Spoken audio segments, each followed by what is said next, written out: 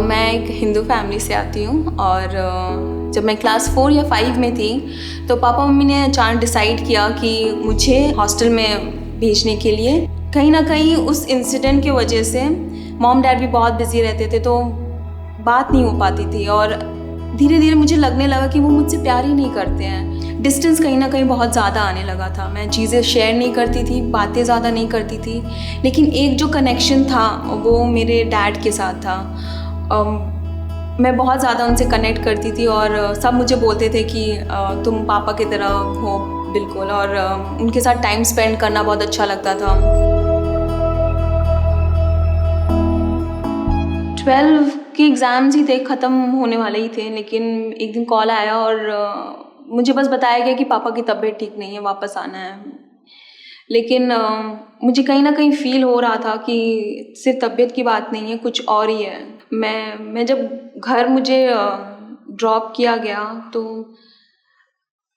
मुझे road cross करना था, मैं नहीं कर पा रही थी। I just couldn't walk. I knew something was wrong. मैं घर पे गई और सब थे वहाँ पर, पापा नहीं थे। तो आई आस्क्ड माय मॉम कि पापा कहाँ हैं। तो उन सब ने मुझे बताया पापा के बारे में और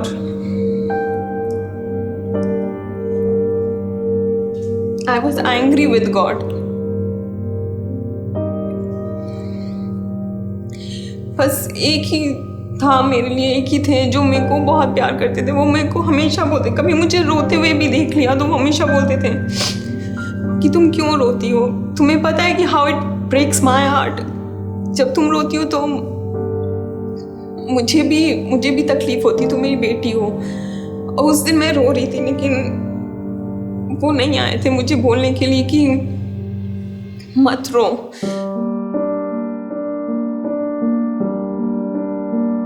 उसके बाद मैंने बहुत ट्राई किया कि कहीं बाहर मेरा एडमिशन हो।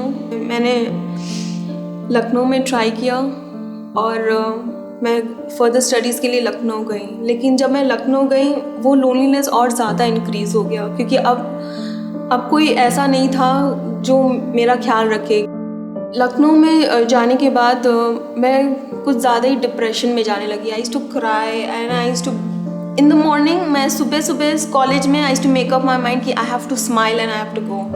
मैं हंसते हुए सुबह जाती थी, लेकिन जब मैं वापस घर आती थी तो कोई मेरे साथ नहीं है। वो एक अकेले कमरे में मुझे एक सफोकेशन फील होता था। मेरे को लगता था कि कहीं ऐसी जगह चली जाऊँ जहाँ मुझे ये फीलिंग ना आए। और मैं लोगों से बात करती थी, दोस्तों को फ़ोन करना, लेकिन वो कहीं ना कहीं लोनलीनेस तब भी रहता था।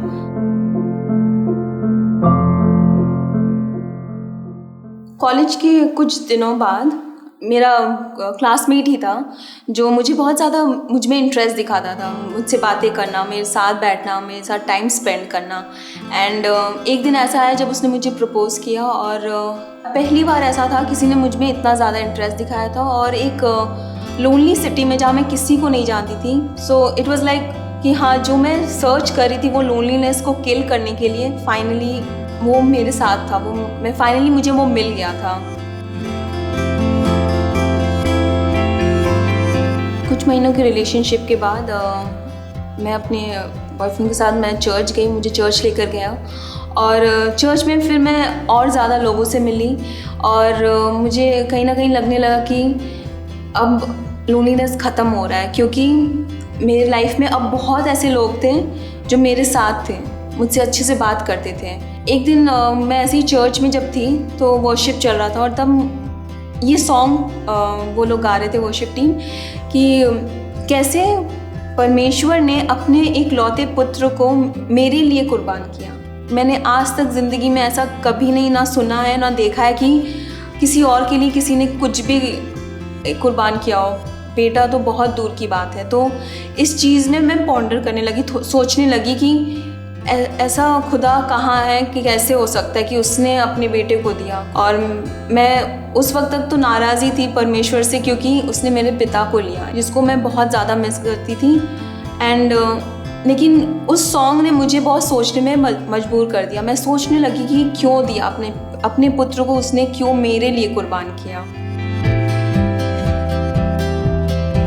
कुछ महीनों के बाद ऐसा होने लगा कि मेरा और मेरे बॉयफ्रेंड का रिलेशनशिप सही नहीं जा रहा था। तो मैंने प्रेयर करना शुरू किया, क्योंकि अब तक मुझे पता था, चल गया था एंड अब तक मुझे समझ में आ गया था कि मेरा रिलेशनशिप जीसस के साथ कैसा है।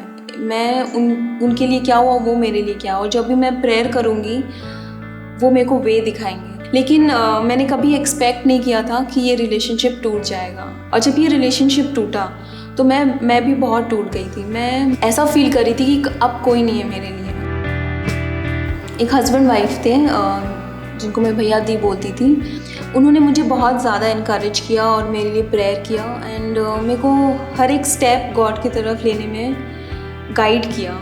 और उसी दौरान मुझे ये समझ में आया कि लोग आएंगे और जाएंगे।